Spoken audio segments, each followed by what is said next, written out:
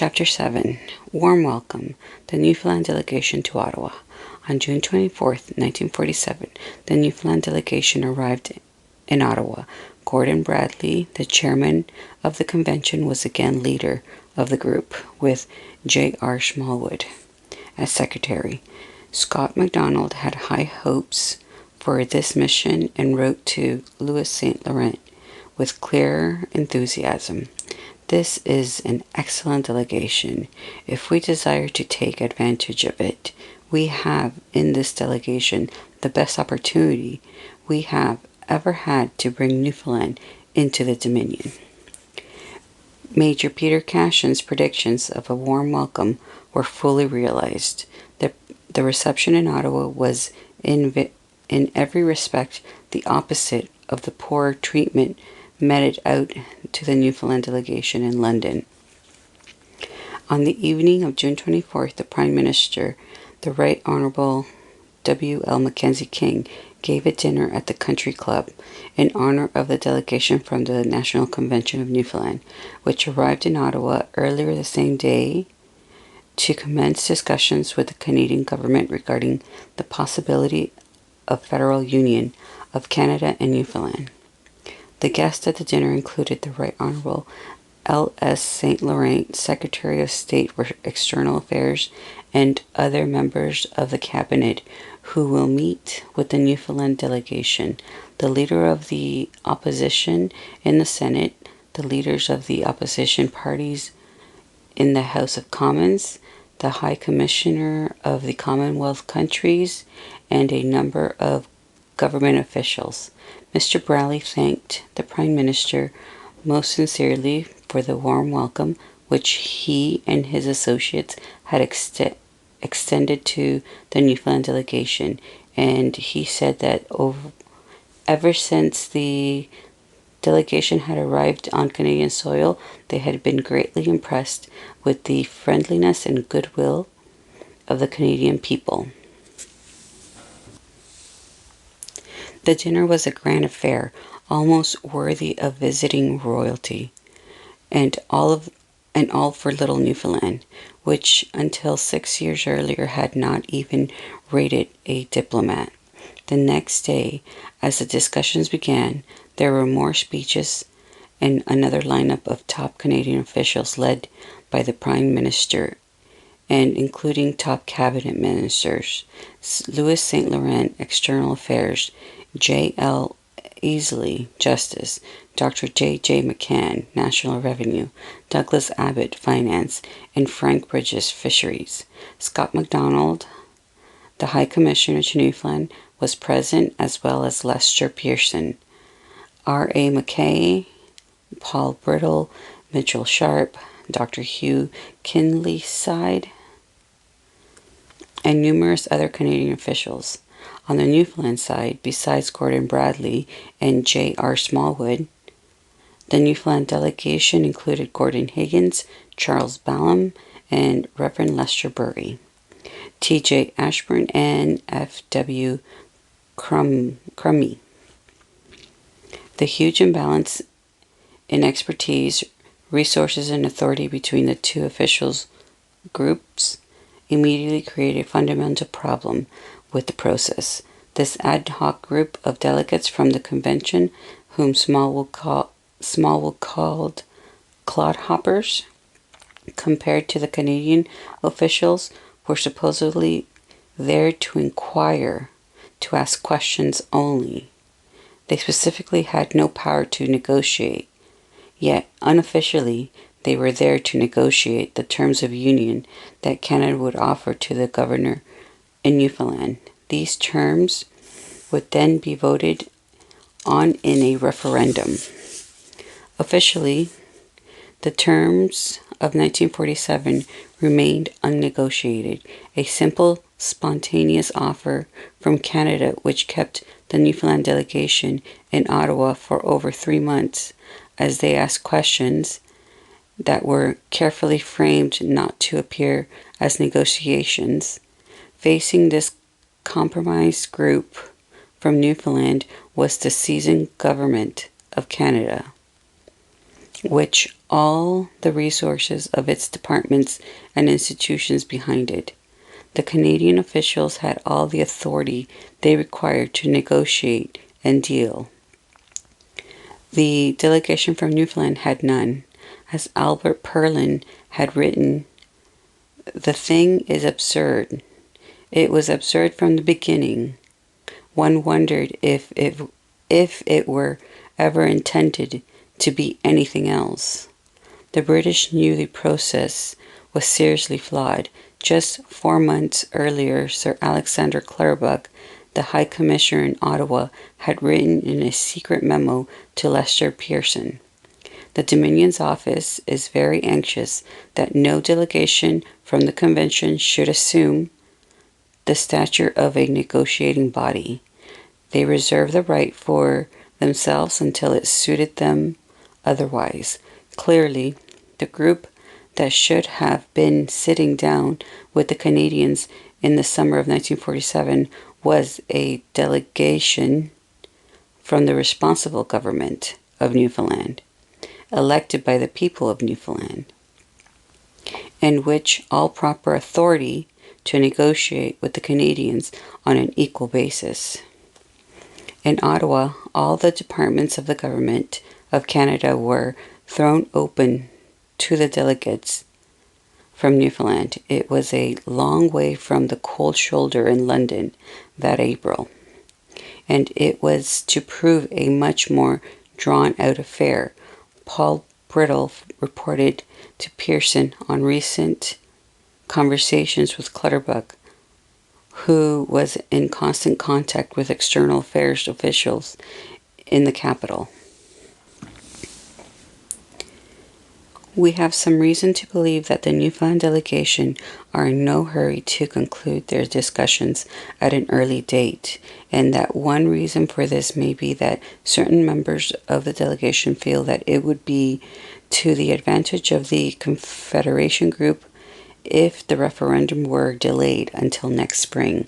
Sir Alexander said that he thought that there might be something to be said for this.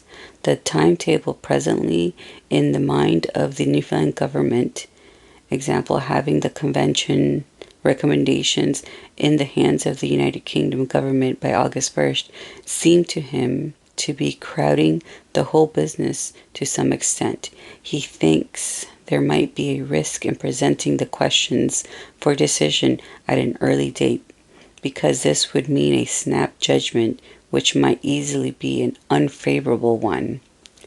Clutterbuck was now on board to promote the new timetable devised by Scott MacDonald and R.J. Smallwood.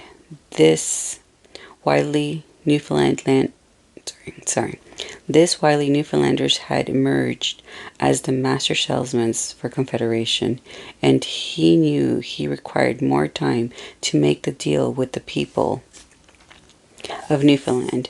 In the middle of a very hot July, with talks going somewhere and the Newfoundlanders waiting on Canada's pleasure, Lester Pearson gave this candid and undiplomatic assessment of the status of the delegation to the press corps in Parliament Hill.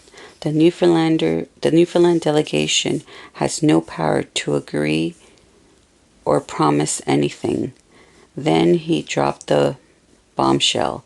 "Canada would prefer to negotiate with an elected government to forestall any possibilities of future complaints by Newfoundlanders that they had no voice in the actual negotiation of terms." Pearson's remarks were reprinted in St. John's Daily News.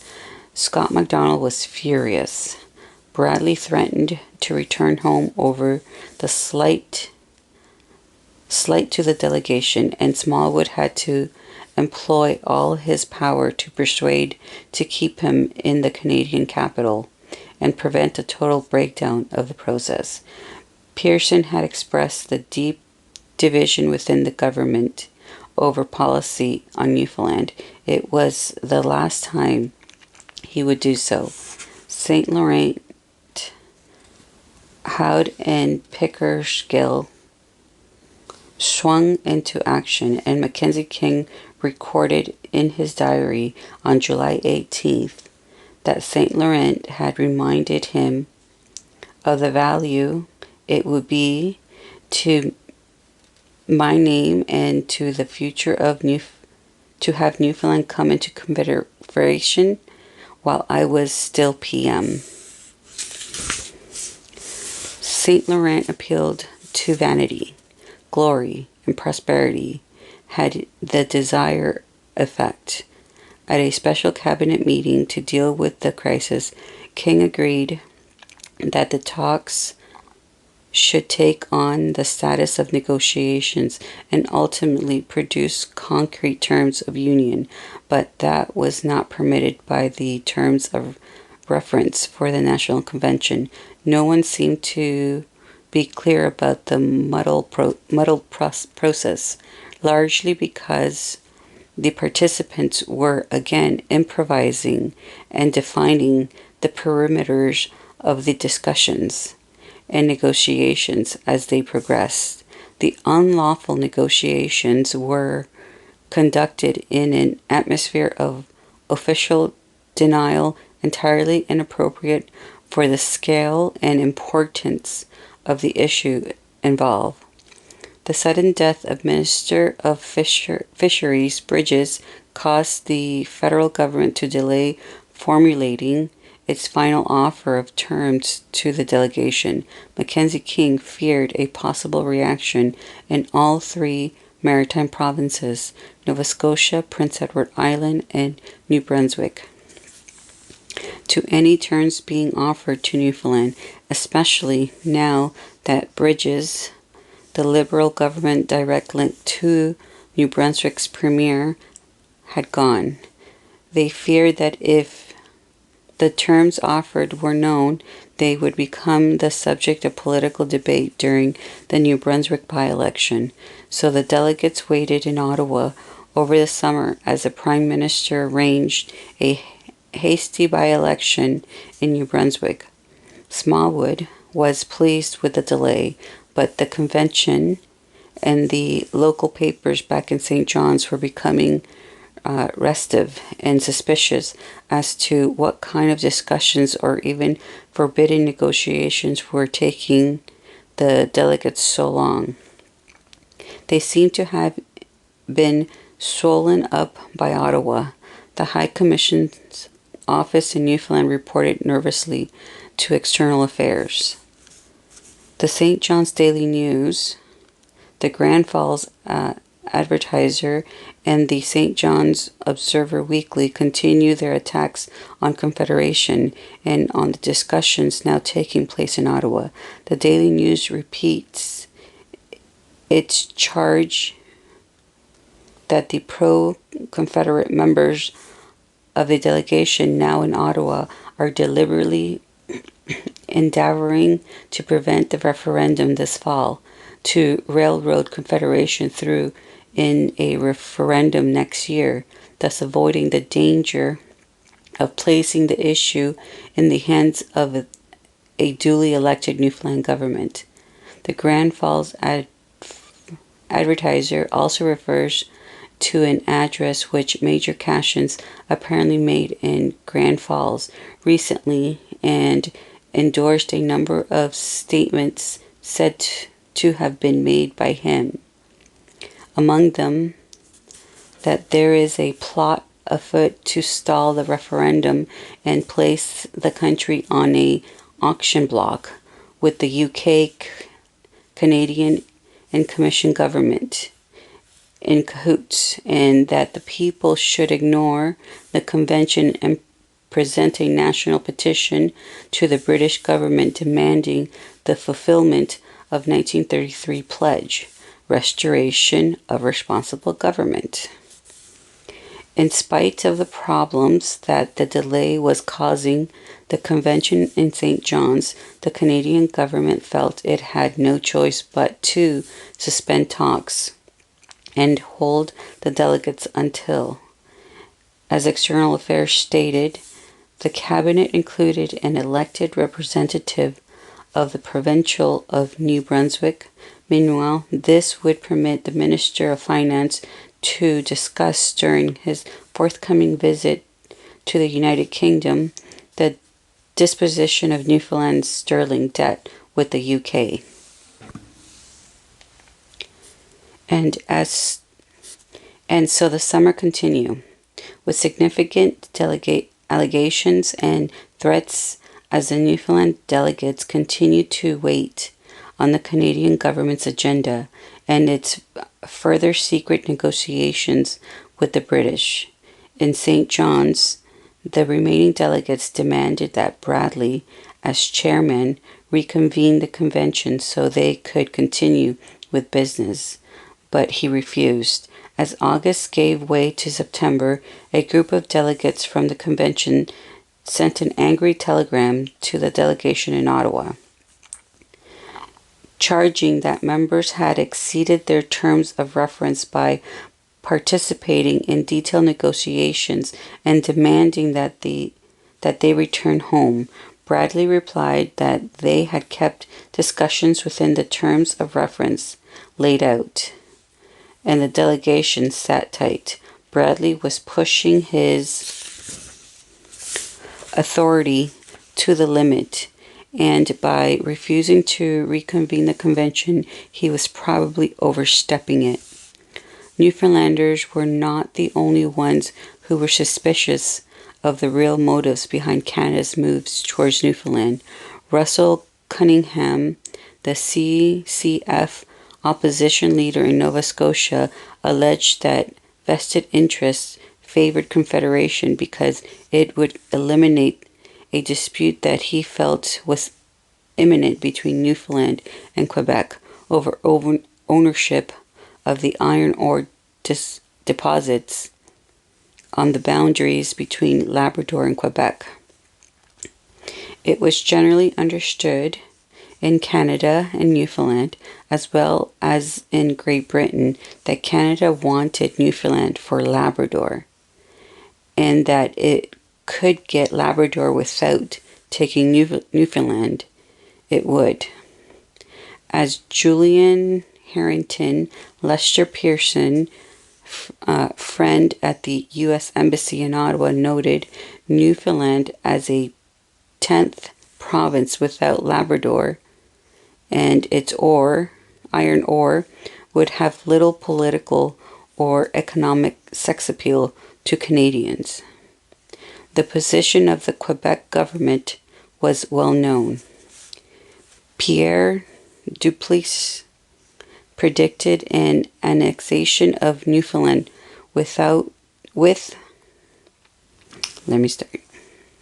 Premier Duplessis predicted the annexation of Newfoundland would result in everlasting squabbles between half of the people on the island were not agreeable to joining Canada. He compared the entry of Newfoundland into Confederation to the admission of a new member into the household without consulting the members who built the house.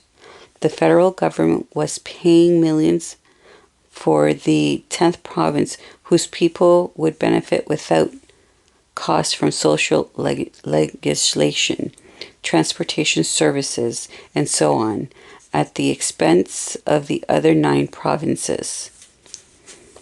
By then, the Newfoundland constitutional situation had drawn notice from the American press as well. The Chicago Tribune charged the 80% of Newfoundlanders wanted to join the United States, but that the Newfoundland National Convention was being prevented by Britain from seeking terms of union from the South.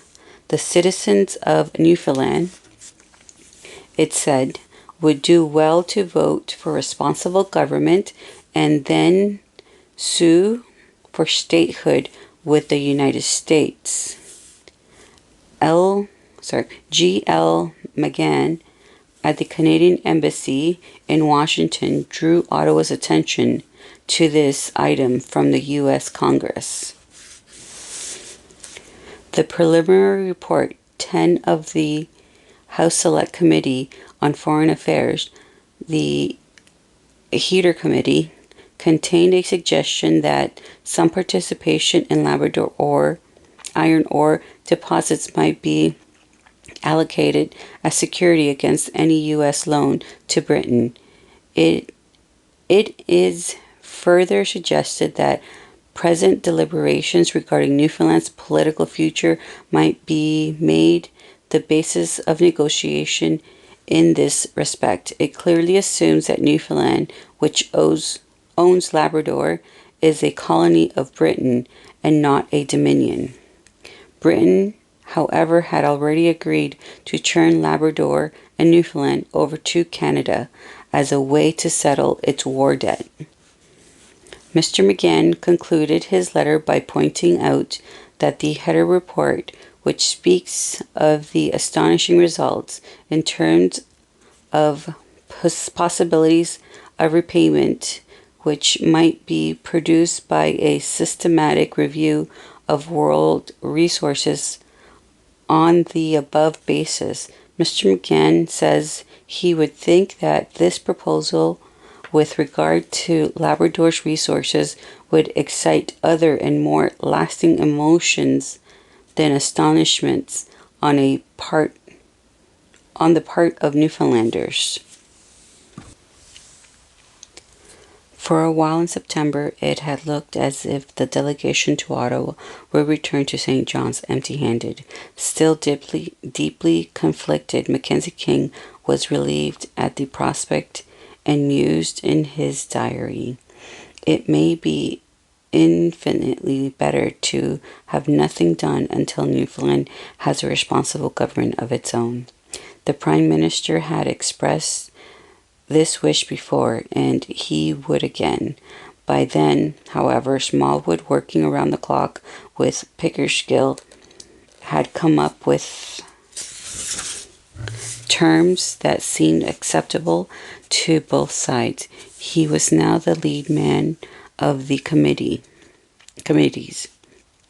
Having demonstrated the prodigious knowledge of the Canadian federal system he had acquired on jaunts to Ottawa while still farming pigs and gander. Finally, by October, with the by-election in New Brunswick over and another Liberal MP from there safely seated in Ottawa, the discussions were concluded and the delegates were free to return home. The proposed terms were sent on letter to the governor, who was and remained the governor of Newfoundland up to the moment the Canadian took over. The convention reconvened in St. John's on October 10th. A resolution to secure a resolution to censor Gordon Bradley and the delegation to Ottawa for their overlong sojourn had been planned, but Bradley anticipated their action, and after a dramatic speech denouncing certain members, he suddenly announced, "This convention is now without a chairman." Harold Hardwood's Smallwood, old Confederate partner, described the scene. Pandemonium broke loose, led by Joey himself, who tossed papers into the air and kept shouting across the floor that the convention was no longer in session. To emphasize the point, he lit a cigarette and started to blow smoke around the hollowed chambers. Reports of the unruly behavior in the convention convinced many that it would be unwise to turn our government over to that crowd. And some began to look more favorably on Confederation. Ironically, it was Smallwood, who was the ringleader of the bad behavior, that turned the convention into a farce. And it would be his group that, through Confederation, would take over the government of the new province. The Daily News concluded that the whole business of the National Convention was futile. To make matters worse, persistence of one member of the convention diverted it from its main purpose, so that for the last year it has seemed as if the whole reason for the convention existence had been to examine the complex issues of union with Canada, which is wholly incompetent to do on a proper basis because of its limited powers of inquiry and its lack of authority to negotiate.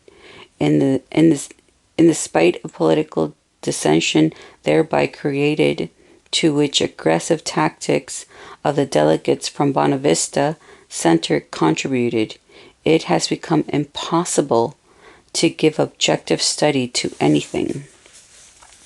In the aftermath of the debacle at the convention, John B. McAvoy, Jim Haley, law partner, and another Confederate, was appointed by Governor Gordon MacDonald as chairman to replace Bradley. Scott MacDonald was pleased and reported the news to St. Laurent. On October 29, 1947, Mackenzie King finally sent Canada's proposal terms for union with Newfoundland to the governor. My dear Governor, I am now in a position to advise you regarding the arrangement terms which the government would be prepared to recommend to Parliament as a basis for union. I feel I must emphasize that as far as the financial aspects of the proposed arrangements for union are concerned, the Government of Canada believes that the arrangements go as far as the government can go under circumstances. The Government of Canada would not wish in any way to influence the National Convention, nor the decision of the people, should they be requested to decide the issue of Confederation.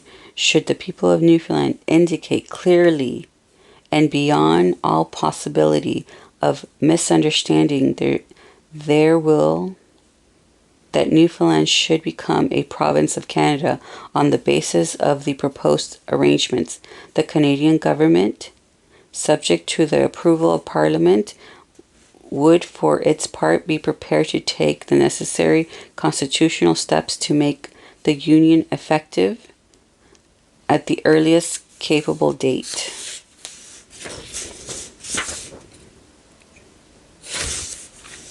Sir Alexander Clutterbuck reported to the Dominion's office on the delegation's visit to Ottawa and the negotiations. There was very enthusiastic. Some difficulties was naturally encountered, owing to the fact that the delegation was empowered only to seek information and had neither the authority nor indeed the qualifications to enter into negotiations with the Canadian government. This difficulty would no doubt have been felt more acutely in the Canadian government had adopted a less forthcoming attitude. As matters turned out, however, it cannot be said that the interest of Newfoundland suffered in any way on this account. In sum, the terms proposed amount to a very generous offer. In no way Sir Alexander have been so sanguine and trusting of the constitutional arrangements and their outcome of his own country had been sitting at the table to decide its destiny with neither the authority nor indeed the qualifications to enter into negotiations. As the convention drew closer to debate on Canada's terms of union, J.R. Baldwin from the Department of External Affairs held discussions with Norman Robertson, now the Canadian High Commissioner in London, and Sir Eric Matchkin at the Commonwealth Relations Office, the renamed Dominion's Office, on possible constitutional procedures to be followed during the period after the referendum and before Newfoundland officially became a province of Canada. They were ahead of the game and in agreement on two main points. Baldwin reported in a confidential memo to St. Laurent that in some fashion representatives from Newfoundland should be associated with the final drafting of other detailed work required between the referendum and the required date of the union, and the commission government might be maintained until after the effective date of union. That during this period a representative group of Newfoundland might be called upon to cooperate with the Canadian and UK governments in any further drafting of terms of union. It was becoming difficult to find a place for Newfoundlanders in the new Newfoundland. With only a ceremonial role at best in drafting the final terms of union, they would have no meaningful say over Newfoundland's political arrangements if they cooperated, and even less if they did not. On November 25th, 1947, Scott MacDonald and J.R. Smallwood were shocked by a sudden turn of events. As MacDonald informed St. Laurent, the local political scene was enlivened a bit yesterday by the launching through an advertisement in the Daily News of a new party to be known as the Union with America Party, with the object of securing terms of union from Washington and having them submitted to the people in the forthcoming referendum.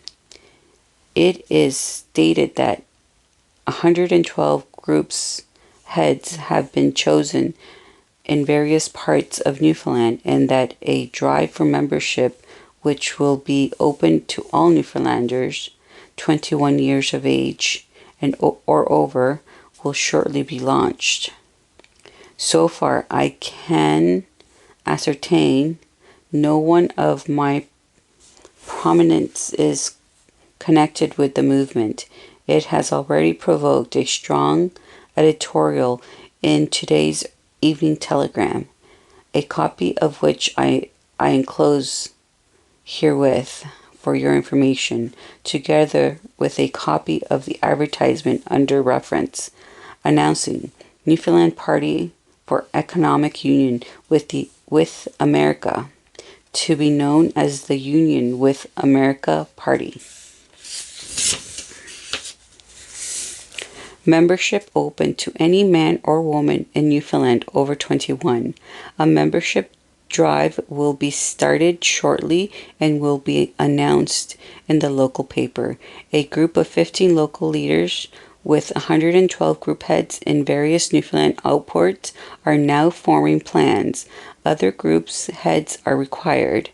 The terms from Washington must be obtained, as were the terms from Ottawa. The American Republic Party will be asked to support the aims of the Newfoundland Union with America Party. If the people of this country do desire to find out the terms of the U.S. Union, then why is it not being put on the ballot paper? Give the people all the facts. We want the American terms. All Newfoundlanders are asked to join this party. Newfoundlanders, wake up to your destiny. Become a member of the Union with America Party. Of all the threats to Confederation, the possible union of Newfoundland with the United States was the greatest. There were hundreds of thousands of Newfoundlanders living and working in New York and Boston, more than there were in Newfoundland itself. In 1895, the large Newfoundland Boston community of some 30,000 had been outspoken against Newfoundland joining Canada, and all for her coming in with the United States. Now, with thousands of American service personnel in Newfoundland, the threat was even more imminent. The Canadians might harass the British to eliminate the Commission of Government as a choice on the referendum ballot and insist that it and the responsible government option be stripped of any financial backing whatsoever. But what they feared most was to have union with America on the ballot in any form.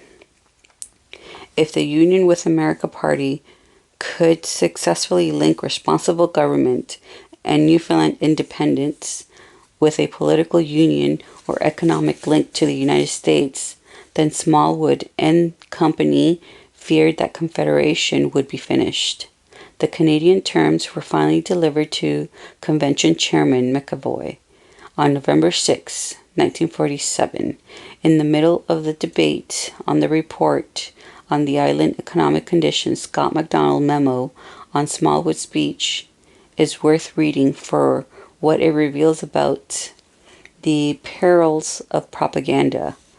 The report found, as expected, that Newfoundland was in excellent economic condition with a large cash surplus, none of which suited the Confederation cause or Confederation candidates.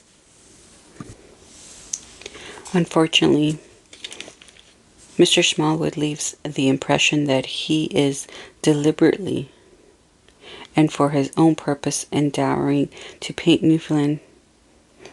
conditions as dark than they really are. Mr. Hallett, Grand Falls, who opened the debate, scored neatly at the expense of Mr. Smallwood.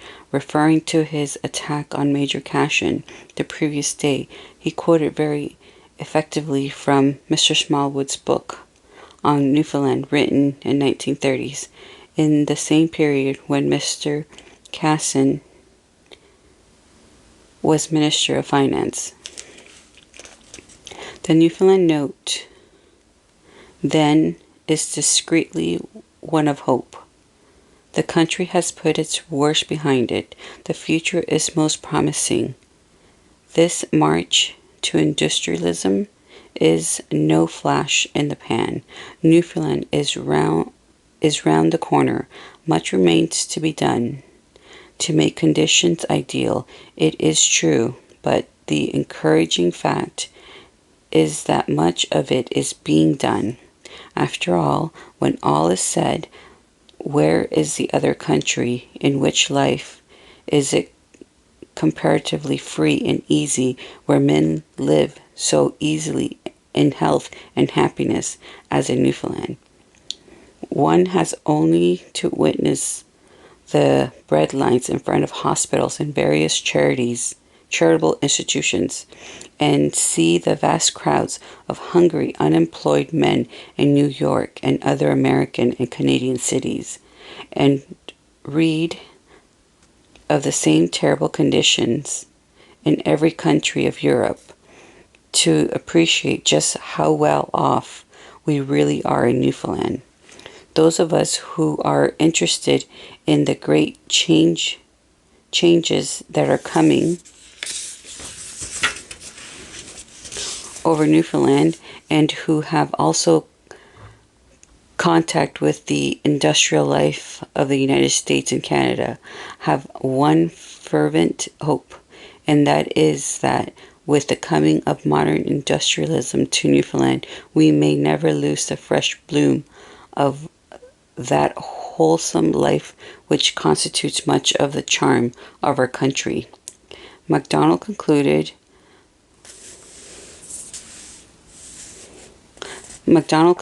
with some amusement, if not pleasure. Rarely can a man have been more neatly hoisted with his own petard. But Smallwood would not be put off by history, his own or anyone else's. And he was now out to prove the opposite true. He positioned himself in front of one of the microphones in the convention chamber and made full use of it. He always timed his major speeches for primetime radio listening and dominated sessions with a steady stream of propaganda for Confederation. When the convention finally turned to a discussion of the Canadian Terms of Union, Smallwood took to the floor to sell them, not to delegate in the convention, but to the Newfoundland listening at home. The voters in the coming referendum. Scott MacDonald was sustainably impressed by his performance, and in several dispatches reported the goings on in the chambers to Pearson. The convention and the country have been treated for a full week to the amazing spectacles of one man without any formal position or authority, dominating by sheer force of personality and a wide and accurate knowledge of Dominion provincial relations. The whole discussion. The debate was broadcast and the general good exposition interspersed with entertainment is... Let me start that again.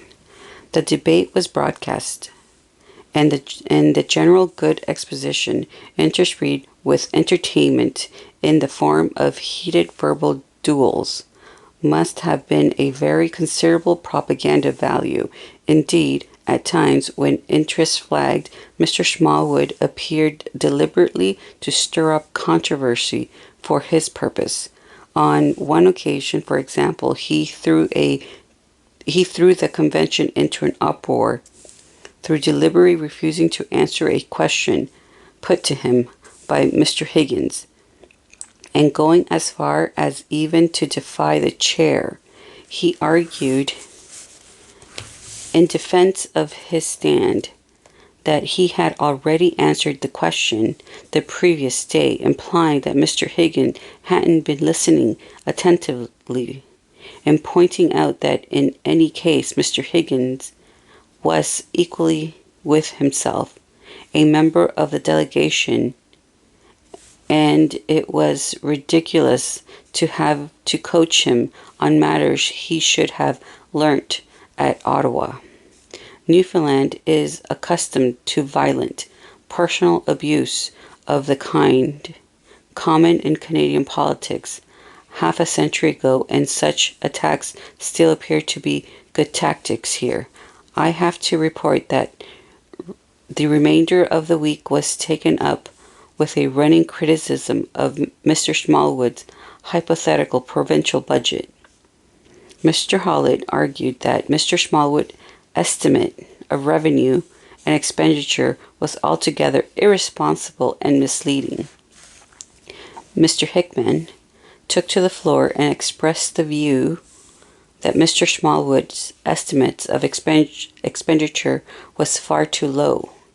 $500,000 short in education, $1 million short in public health, $2.5 million short in reconstruction, and that revenues would fall considerably short if Mr. Smallwood's optimistic estimates, the new province has asserted, would face a deficit of between 5 and 6 million per annum in the first 4 years period, and when the time came for a review of the financial position, would find itself insolvent and forced to dispose of Labrador to Canada.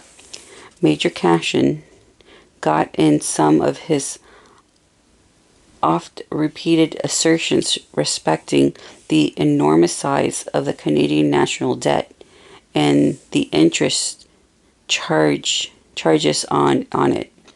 He claimed also that in return for taking over the very small Newfoundland debt, Canada would be getting very valuable public utilities.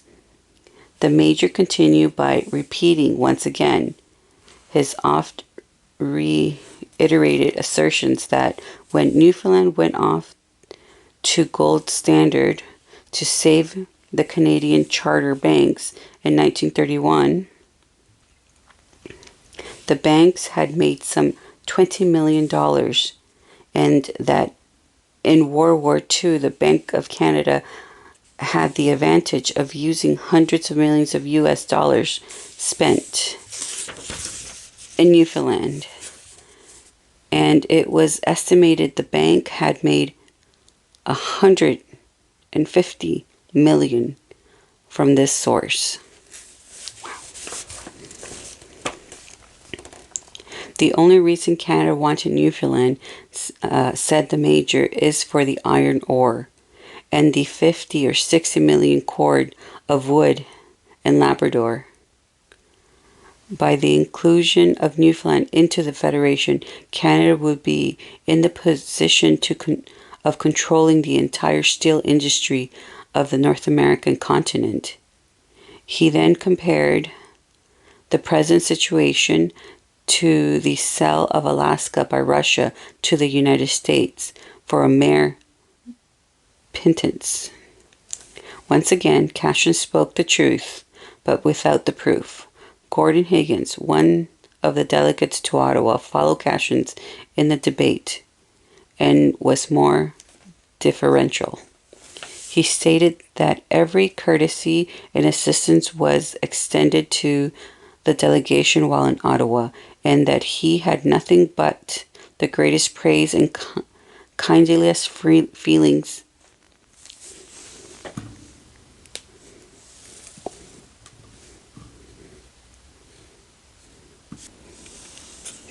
for all those he had come into contact with, from the Prime Minister down.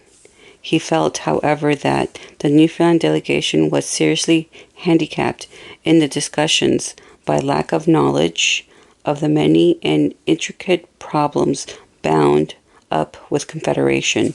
The Canadian representatives, he pointed out, were assisted by some of the top men in the civil service of Canada, who had had the question under active study since October 1946, and in a general way had been studying it for some years past. The proper approach, he said, was that a complete study of the Canadian system should be made by the various departments heads of the Newfoundland Civil Service to advise on the effect union would have on Newfoundland, and that these experts should confer with a delegation which should have full power to negotiate. A further point, which he emphasized strongly and which is bound to create a considerable impression here, is that while the offer received appeared to be a fair one, he is confident that the delegation, properly informed, assisted by competent advisors, and with the power to negotiate, would receive a better offer from Canada than the one they were now considering.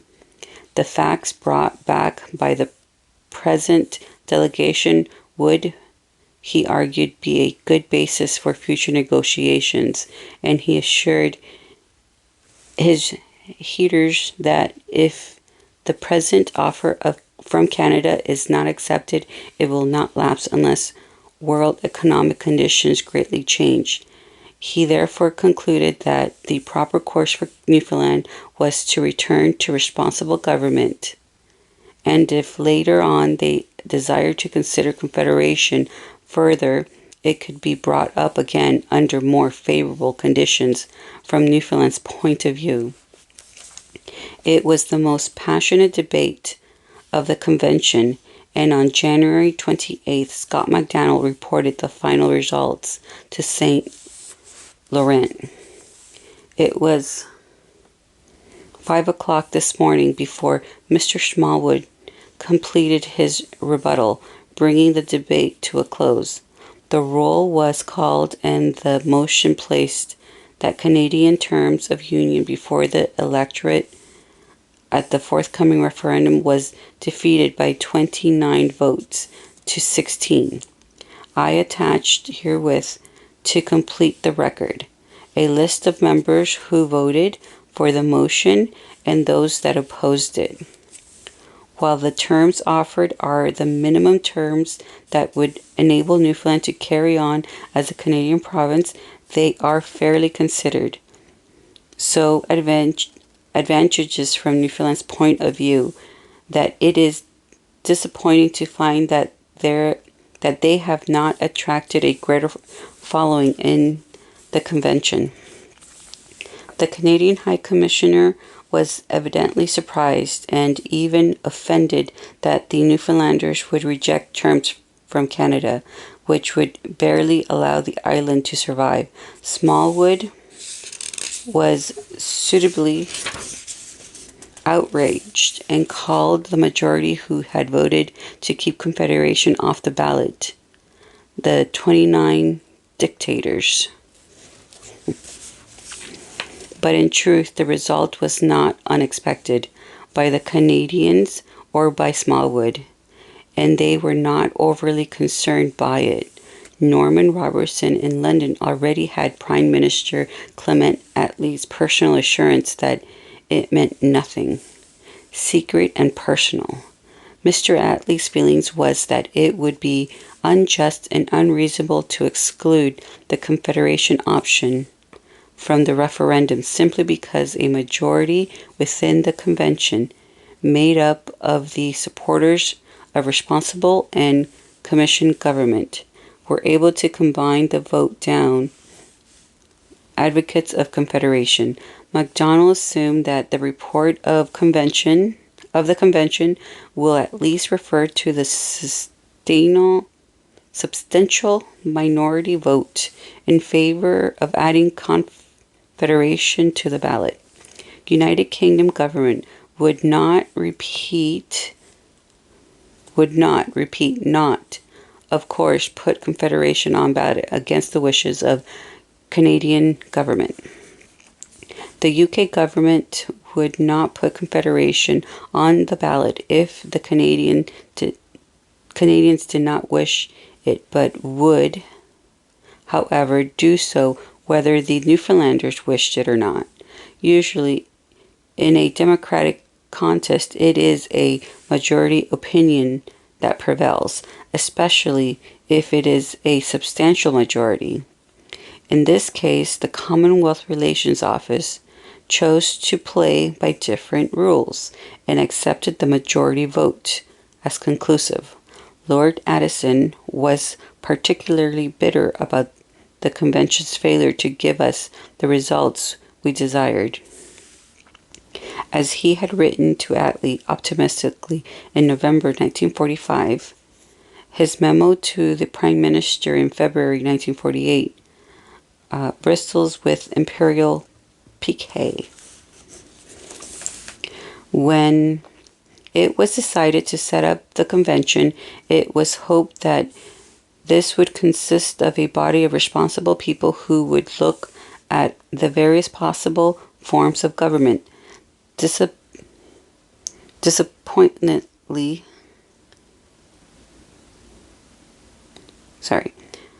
dispassionately and clarify the issues to be put to the Newfoundland people for their decision.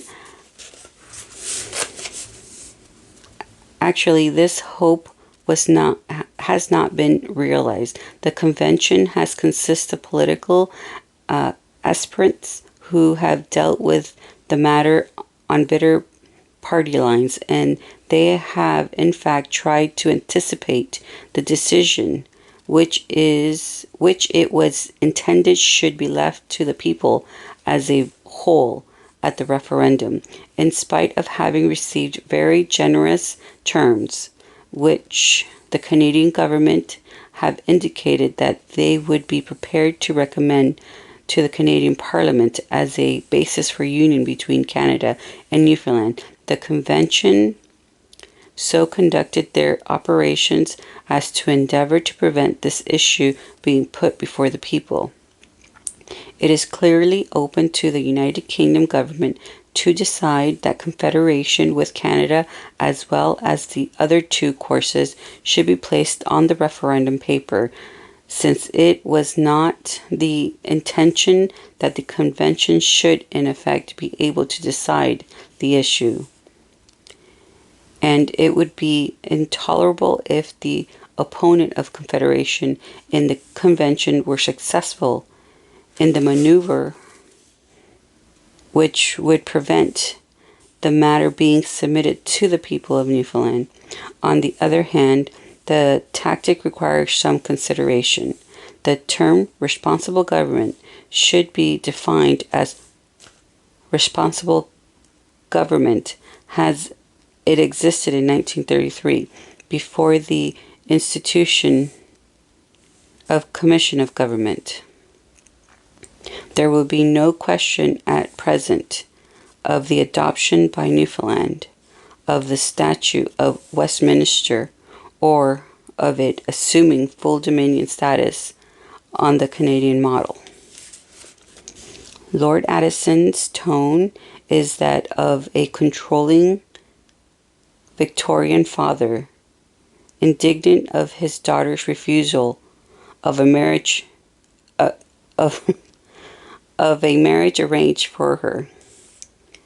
The punishment for Newfoundland's defiance of the Commonwealth Relations Office were heavy indeed, and certainly a long way from Lord Beaverbrook's plan to return the country with Dominion status, a point on which Lord Addison seems to be confused. Newfoundland enjoyed full Dominion status when its Parliament was suspended in 1933, and it was expected to resume that status when the Parliament was reinstated. That was Churchill's understanding, and also Lord Beaverbrook's, whose memo to the War Cabinet in November 1943 demanded that Newfoundland be offered the right to resume Dominion status. As for political aspirants attempting to hijack the agenda of the National Convention, the delegate who most fit the description had to be their own agent, Joey Smallwood. The National Convention had made its move. In a final attempt to limit the referendum to the original terms of agreement in the Newfoundland Act of 1933 and control events, it recommended that only two choices be given on the ballot: a continuance of the Commission of Government or the restoration of responsible government. As Jim Haley remembered the moment, we rejoiced when the National Convention rejected Confederation as a choice on the ballot paper and recommended just two options: responsible government or Commission of Government. We thought we'd won the show. Great Britain, that Newfoundland didn't want Confederation, or at least not through a referendum run by the British and the Canadian. The Canadian government terms had been debated thoroughly in the National Convention and found to be seriously inadequate, which became obvious to everyone later on. The Convention therefore wisely decided not to submit Confederation on the basis of those terms to the general public in a simple referendum. It was the correct thing to do, protect Newfoundland's interest, especially its power to negotiate terms with Canada for itself. So we were jubilant. We didn't think the UK government would go against the recommendations of the National Convention, which they themselves had set up. And we had all participated and gone through a year of this convention and its importance. England still had enormous prestige after the war. Not everyone trusted them, of course. The more Irish you were, and the more familiar with the recent Irish history, the more unwilling you were to take anything that Britain said or did at face value, trusting that English was not something the Irish could do, but we all got a shock. It's one thing to suspect something and another to have it happened. On January 29th, 1948, the National Convention dissolved, and Wainwright Abbott, the American Council in St. John's, reviewed its performance. By no stretch of the imagination can it be credited with having achieved with distinction the success its appointed task of considering possible future forms of government and objectively weighing their advantages and disadvantages. With the introduction of the Confederation issue, the convention was split from the beginning, with the issue of dominating the debates to the extent of their revolving principality about it and nothing else. Their usefulness suffered proportionally. If the convention has served no other purpose, it has aroused political interest in this country, which for 14 years has lived in a political vacuum. It is generally expected that a bitterly partisan campaign will now commence and be waged in preparation for the coming referendum. And that's the end of Chapter 7. Thank you.